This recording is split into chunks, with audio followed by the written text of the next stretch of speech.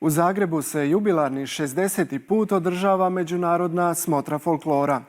Tijekom 5 dana nastupa više od 35 domaćih i stranih folklornih skupina. Među njima su i 4 skupine Hrvata izvan Hrvatske. Najdulji put do Zagreba prešao je Kud proljeće iz Buenos Airesa, koji je nakon 60 godina postojanja prvi put nastupio u Hrvatskoj.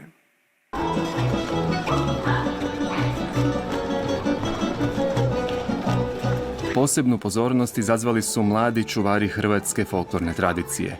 Članovi Kulturno-umjetničkog društva Proljeće nastupili su na prvoj smotri davne 1966. Osim plesnih koraka, pokazali su nam kako se daleko od domovine njeguje identitet, kroz jezik, pjesmu, nošnje i zajedništvo. Ja sam iz Argentine i ja nosim replika međimurska nošnja.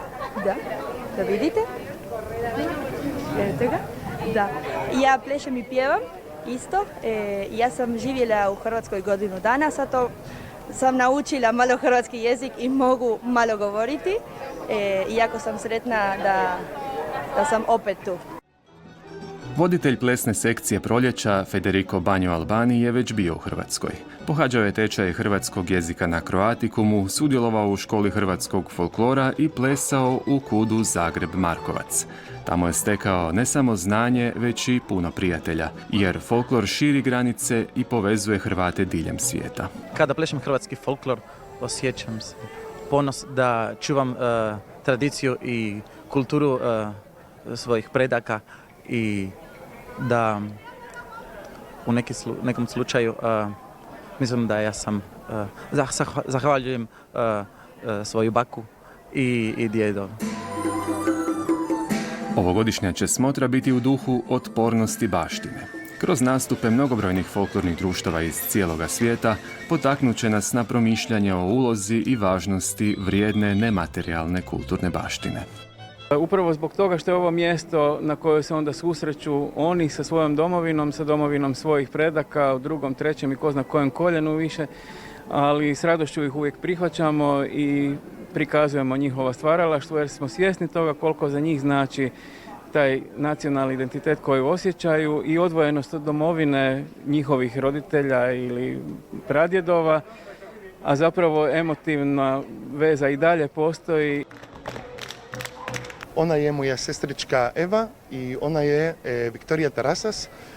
Ja sam voditelj tamburaškog orkestra Kuda Proljeće. Mi smo došli prvi put u Hrvatsku na međunarodna smotra folklora i na Rapska fjera. Kulturno-umjetničko društvo Proljeće svojim radom već godinama čuva hrvatski identitet u Argentini, jer povratak korijenima nije samo kulturni čin, već i emotivni povratak sebi, prilika da se osjeti pripadnost, zajedništvo i ponos. Baš kako ponosno hrvatsku nošnju nosi i Mateo. Ova nošnja je napravila moja baka koja se rodila u Vinkovci. Smotra svjedoči da možemo živjeti daleko od domovine, ali potreba da ostanemo vezani s korijenima ostaje duboko u nama.